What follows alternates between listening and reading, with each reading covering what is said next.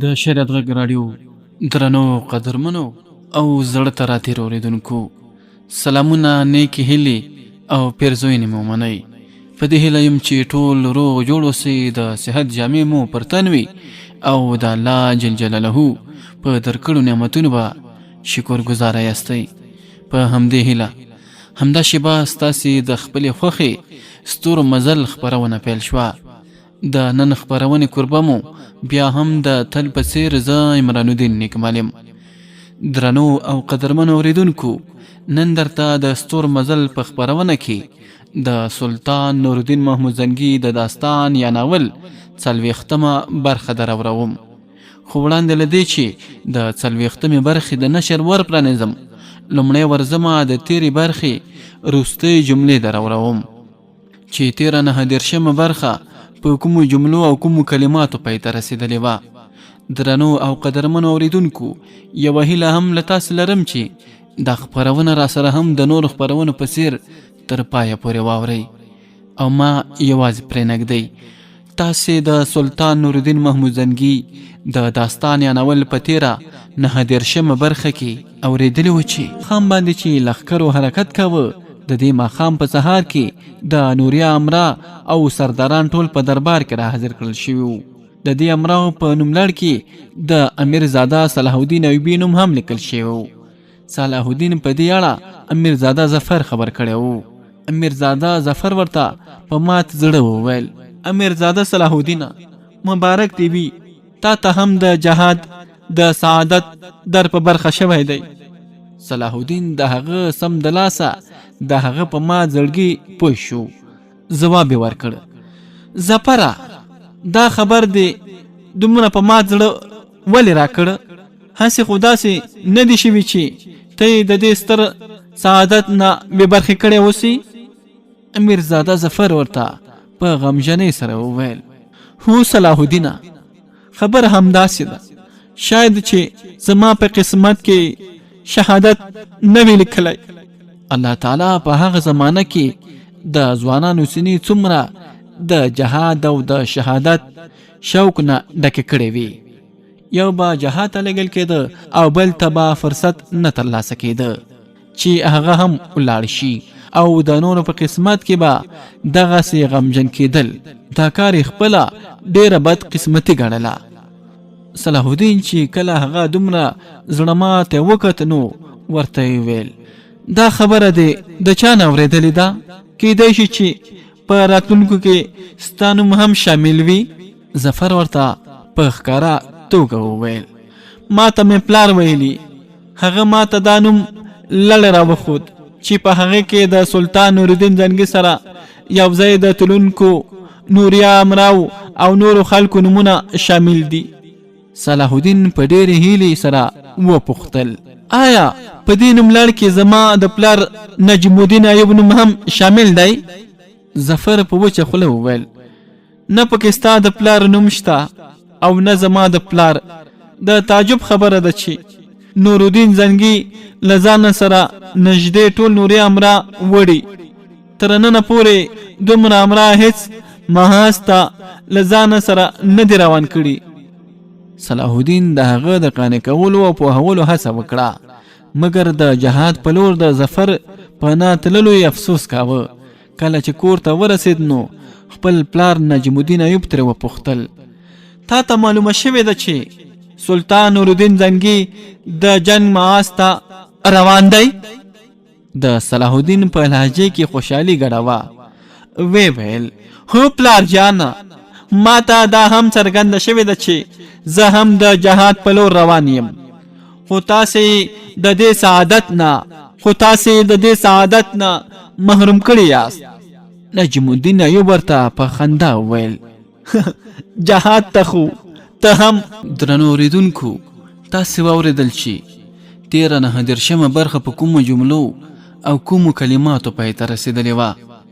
40مې برخې ته له دې جملې څخه دوام ورکوو. صلاح الدین ترې په حیرانتیا سره وپوښتل: ستا خبره به صحیح وي، خو امیرزاده ظفر راته وویل چې سلطان نور الدین زنګي دې له ځانه سره بیایي او زما نوم یې هم د نوریا امراو په هغه نوملړ کې لیکلی دی چې د هغه سره د جهاد په لور روان دي. نجم الدین ورته وویل امیرزاده هم تا ته صحیح خبره کړې ده. صلاح الدین نور هم حیران شو. مګر پلار جانا هغه صلاح الدین د سوایلو کوښښ کاوه چې اسدالدین شورکو راغی او د هغه خبره نیمایي کې پاتې شوه. صلاح الدین ورته سلام وکړ او یوې لوري ته شو او چوپ ودرېد. اسدالدین شیرکو د صلاح الدین نه وپوښتل تا ته خبر درکول شوی که نه؟ صلاح الدین د خپل اکا څخه وپوښتل اکا د کومې خبرې؟ اسدالدین شیرکو ورته وویل همدا چې ته به نن ماښام روانېږي. صلاح الدین ورته په بېوسۍ سره ځواب ورکړ خو پلارجان مې وایي چې زه د سلطان سره نه ځم. اسدالدین شیرکو په فکر کې شو او د صلاح الدین خبرې تکرار کړې. د سلطان سره نه ځي؟ بیا تم شو او د نجم الدین په لور یې وکتل. نجم الدین یې ورته په خندانه لهجه کې وویل اوه ما صلاح الدین ته ویلی دی چې هغه د سلطان معظم سره جهاد ته نه ځي. اسدالدین شیرکو هم په خندا شو. بیا خو نجم الدین ورور صحیح خبره کړې ده، ته خو جهاد ته نه ځې. صلاح الدین ورخطا شانته شو، وی ویل زه زم نه زم. پلارجان لیوړ خوای چې ته ځې او بله ژبه وای چې د سلطان سره نه ځې او اوس ته هم دا خبره کوي. اخر زه څنګه پوه شم؟ صلاح الدینه دواړه خبرې سمې دي. اسدالدین شیرکو ورته په دقت سره وویل ته د معظم سلطان سره نه بلکې زما سره ځې. صلاح الدین ترې هم په پوره دقت سره وپوښتل نو آیا ته د سلطان معظم سره نه ځې؟ اسدالدین شیرکو ورته ځواب ورکړ ما کله دا ویلی دي، داسې وګڼه چې زه د سلطان معظم سره ځم او ته له ما سره. صلاح الدین خپل سر په دواړو لاسونو ونیوه، بیا یې وویل کاکا جانا زه نور لیونی کېږم، دا ټول څه دي؟ زه خو په هیڅ نه پوهېږم. نجم الدین اسدالدین شیرکو ته وویل سلطان څه وخت روانېږي؟ دواړه لښکرې به د مازدیګر د لمانځه نه وروسته روانېږي. بیا اسدالدین شیرکو صلاح الدین ته اشاره وکړه او ځان ته یې رانږدې کړ. صلاح الدین چې رانږدې شو نو اسدالدین شیرکو ورته په غوږ کې ویل زما خبره په غور سره واوره. صلاح الدینه لښکر به نن مازدیګر روانېږي، ته زه او نور منتخب نوري امرا به د سلطان معظم سره یو، خو د روانېدو نه وروسته به د شپې لښکر په دوو برخو ویشل شي. یو برخه به سلطان معظم له ځانه سره اخلي او د عیسوي ځمکو په لور به ورځي او بله برخه به یې زما تر قومندې لاندې وي او بلې لوري ته به ورځو. صلاح الدین په حیرانتیا سره اسدالدین شیرکو ته وکتل. صلاح الدین په زړه کې رنګارنګ سوالونه ګرځېدل. د اسدالدین شیرکو په لهجه کې لږ څه تریخوالی راغلی و. ویې ویل تا ته د دې ډول پوښتنو اړتیا نشته، خو اوس دی چې وپوښتل نو زه به یې درته ووایم. په دې وخت کې نجم الدین مداخله وکړه. صلاح الدینه ستا کاکا امیر الامرا د یوه لښکر مشري کوي او دا به د ملک شادر سره مصر ته ځي، پاتې نور ته په خپله پوهیږي. د صلاح الدین په مزاج دا خبره ښه ونه لګېده او له ځانه سره یې ویل زه مصر ته نه ځم پلار جانه. د همدومره ویلو وروسته ودرېد او د مور کوټې په لور روان شو. نجم الدین ایوب او شیرکو یو بل ته وکتل.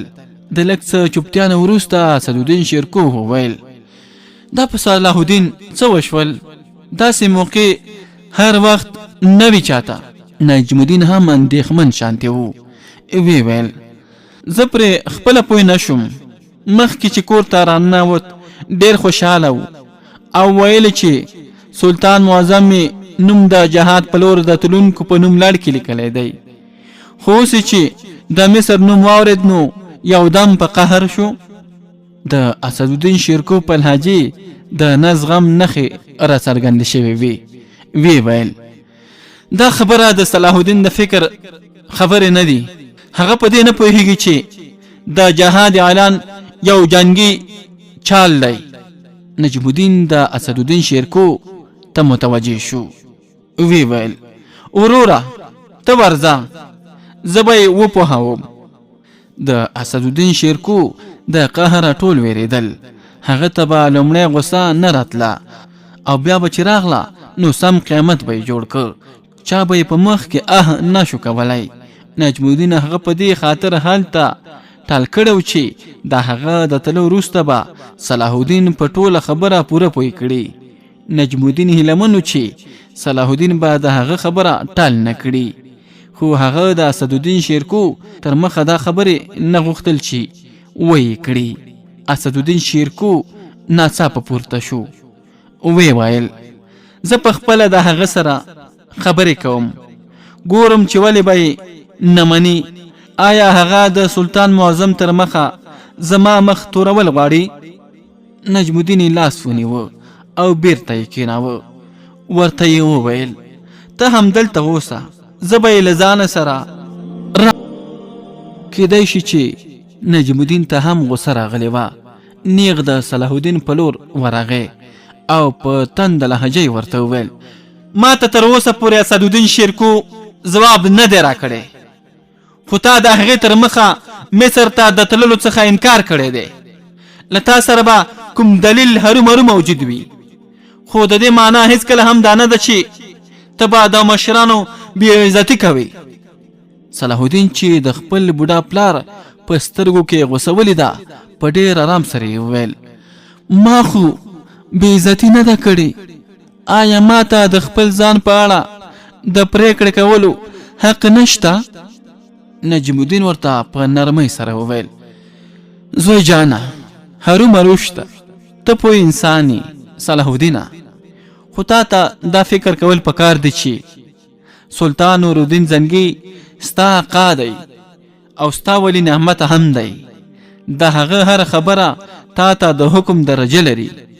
تر هغې چې مصر ته ستا د تللو سوال دی نو د هغې په اړه سلطان معظم حکم نه دی کړی، بلکې دا د اسدالدین شیرکو په غوښتنه سلطان معظم منلې ده. خو پلار جانه ما ته د جهاد په لور د تللو خوشحالي احساسیږي. په دې وخت کې زه بل چیرې نه ځم. مصر ته د تللو په واسطه خو د جهاد ګټې نه ترلاسه کیږي. د صلاح الدین سره رښتیا هم د مصر په لور د نه تللو کلک دلیل وو، داسې دلیل چې چا ترې انکار نشو کولی. نجم الدین ورته په ډېره نرمه توګه یو ځل بیا وویل تا صحیح خبره وکړه، بل کوم شي ته په جهاد باندې مخکېوالی نشي ورکول کېدی، خو ته د عصري حالاتو نه خبره نه یې. په دې خاطر دا ځان ته دلیل نیسي او که نه که چیرې ته په حقیقي حالاتو باندې خبر شي نو ته به د اسدالدین شیرکو په عقل باندې اقرار وکړي. زه تا ته همدومره وایم چې ته ولې شیرکو د جهاد نه را دې خوا د مصر په لور له ځان سره ملګری کړی. دا یو شاهي راز دی چې ما ته یې د افشا کولو اجازه نشته، خو د نن سفر د نیمایي منزل د وهلو وروسته به دا راز په خپله ستا تر مخ راوسپړل شي. بیا به هغه وخت د خپل کاکا ستاینه وکړي.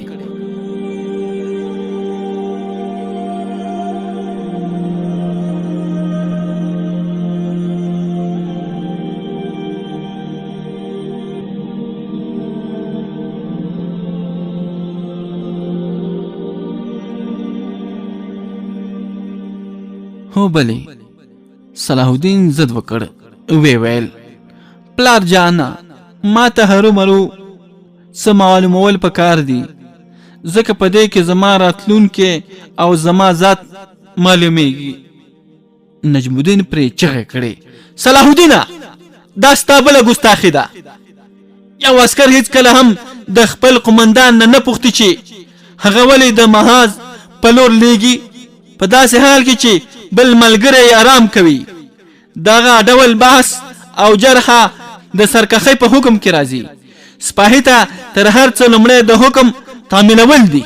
اسدالدین شیرکو ستا سردار نه بلکې ستا سالار دی او ته به د هغه د هر حکم لاندې د پوښتنې پرته سر ټیټوي. اوس نو د صلاح الدین غصه را سړه شوې وه. وی ویل زه افسوس کوم پلار جانه، ما ته نه و په کار چې داسې ځواب ووایم. کاکا جان ته ووایه چې هر چیرې چې هغه حکم کوي همغه لورې ته تللو ته تیار یم. نجم الدین ایوب یې په سر لاس کېښود. ورته وویل شاباش، ته باید همداسې تګلاره ولرې. راځه زما سره یو ځای او د خپل کاکا شیرکو نه بخښنه وغواړه. صلاح الدین پرته له عذره د خپل پلار سره روان شو. صلاح الدین چې کله د اسدالدین شیرکو مخې ته ورغی نو معذرت ډوله یې وویل زه افسوس کوم او هیله من یم چې ته به ما وبخې. اسدالدین شیرکو په ډېرې خوشحالۍ سره خپل ځان ته رانږدې کړ. ورته یې ویل صلاح الدینه، تعامل، صبر او زغم د یوه سپاهي پیژندګلوي ده. بې صبري یوازې د جنګ په میدان کې پکار راځي. ته د لومړي ازمیښت په لور روان یې. د همدې ازمیښت پورې ستا مستقبل تړلی دی. موږ د مصر د معزول وزیر ملک شادر سره د مصر په لور ورځو. زما او زما د ورور نجم الدین ایوب وروسته ته دریم کس چې د دې شاهي راز نه خبرېږي. صلاح الدین سر ټیټ کړ او وی ویل کاکا جانه، زه به په راتلونکي کې هیڅکله هم ستا باور ته ځان ونه رسم.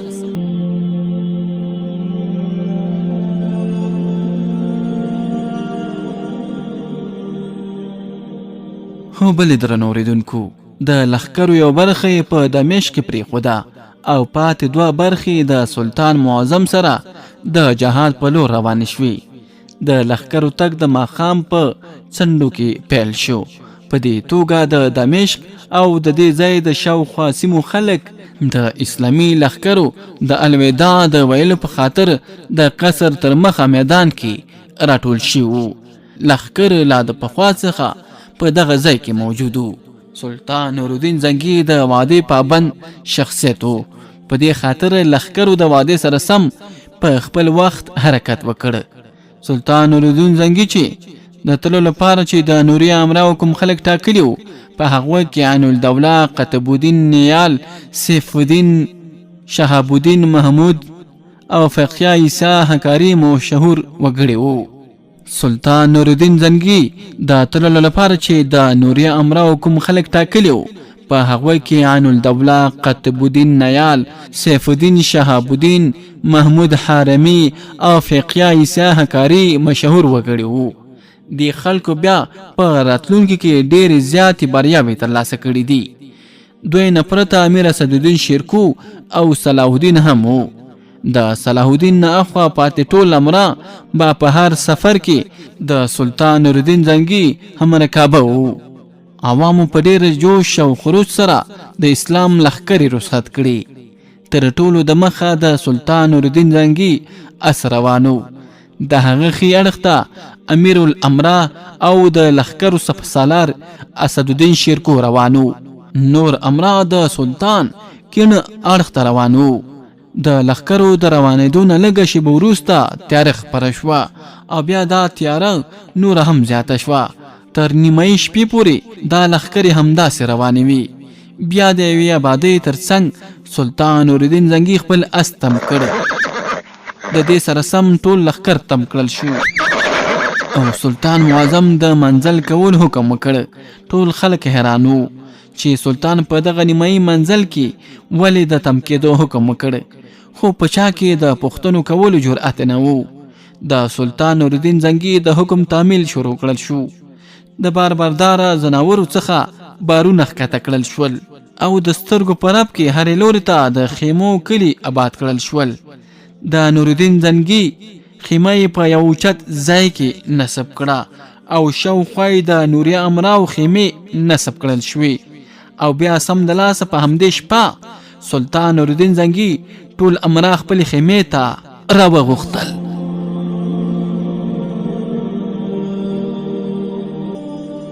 هو بلې درنو اورېدونکو، تر ټولو وروسته امیرالامرا شیرکو خپلې خیمې ته ورننوت. د هغه سره صلاح الدین یوسف هم و.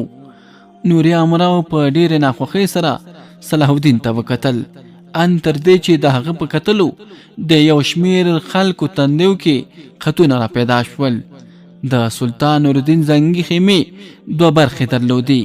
په یوې برخه کې ټول امرا راټول شوي او په بل برخه کې په خپله سلطان ناست و او د ټولو امراو د راټولېدو انتظار یې کاوه. نوري امرا په ځمکه په بخملین فرش باندې ناست و. صلاح الدین د خپل کاکا اسدالدین شیرکو تر څنګ کې ناست. امیر عین الدوله سم د لاسه اعتراض وکړ. محترم امیر شیرکو، زموږ محفل ته د دې هلک د راوستلو څخه د مقصد څه دی؟ هغه امیر عین الدوله ته په ځیر سره وکتل. دا هلک ما نه دی راوستلی، بلکې دا رابلل شوی دی. عین الدوله په سختۍ سره ځواب ورکړ. امیره، ته خو د دې کاکای له تا پرته به بل څوک دلته راوغواړي. اسدالدین شیرکو خپله غوسه وزغمله او ورته وویل، دا د سلطان معظم څخه وپوښتئ. صلاح الدین د سلطان علی جا په حکم سره دلته راغلی دی. په همدې وخت کې سلطان نورالدین زنګي هم د خپلې خیمې د برخې څخه د بلې برخې ته راغلی و. صلاح الدین موږ راغوښتی دی، څوک پرې اعتراض کوي؟ اسدالدین شیرکو غوسه وزغمله، وی ویل، هیڅوک نه کوي علی جا. صلاح الدین کم عمره دی، په دې خاطر په دې محفل کې لږ بدل شانتي ښکاري. موږ په همدې خاطر صلاح الدین تا ته سپارلی دی. شیرکو سلطان په قالینه باندې په یوه جوړ شوي ځای کې کېناست. موږ دغه ځوان د مصر نه د بیرته راستنېدو په وخت کې د یو پوه سالار په شکل کې لیدل غواړو، تر څو کوم امیر د هغه په حکم عمرۍ باندې اعتراض ونه شي کړی. سلطان نورالدین زنګي د شیرکو او عین الدوله ترمنځ خبرې اورېدلې وي، خو هغه د دواړو څخه یو هم ونه ټوکه. خو داسې معلومېده چې د عین الدوله سخت خبرې پرې ښې نه وې لګېدلې او دا خطره وه چې حسینه په دې ډک دربار کې ورته سختې ونه وایي. په دې خاطر سلطان نورالدین زنګي هغه تنبیه کړ. نوري امرا د سلطان معظم په اشارې باندې پوه شوي وو او یو بل ته یې پټ پټ کتل. هغوی ته دا معلومه وه چې د سلطان نورالدین زنګي اراده څه ده. نوري امرا د دې نه هم خبر نه و چې د مصر معزول صدراعظم ملک شادر هم په دې پوځي قافله کې شتون لري. سلطان نورالدین زنګي هغه ته د لښکر په آخري برخه کې د راتللو حکم. خو بلې درنو اورېدونکو، سلطان نورالدین زنګي په خپلو خبرو پیل وکړ.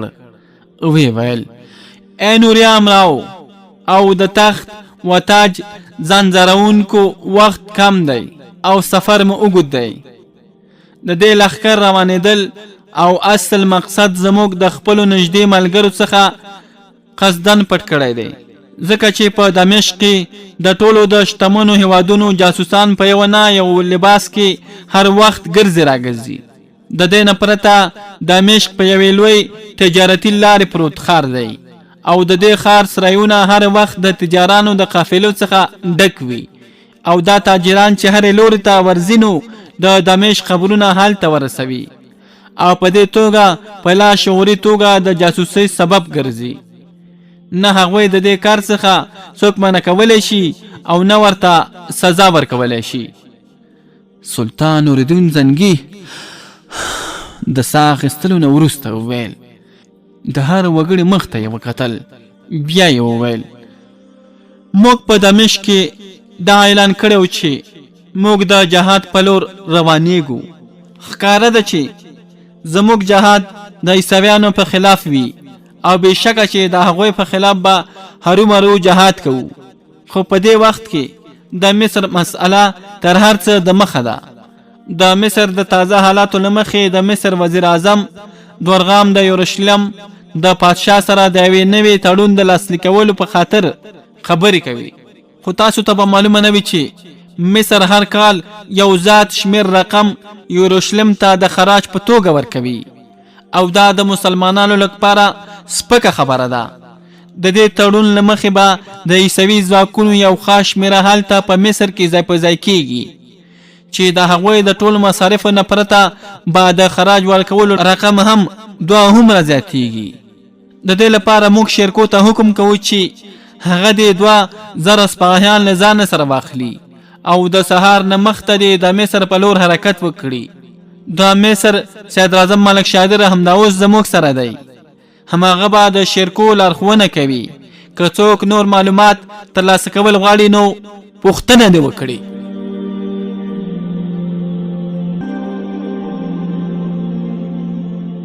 دستور مزل د خپرونې درنو اوریدونکو، دا وه د سلطان نورالدین محمود زنګي د داستان یا ناول 40مه برخه.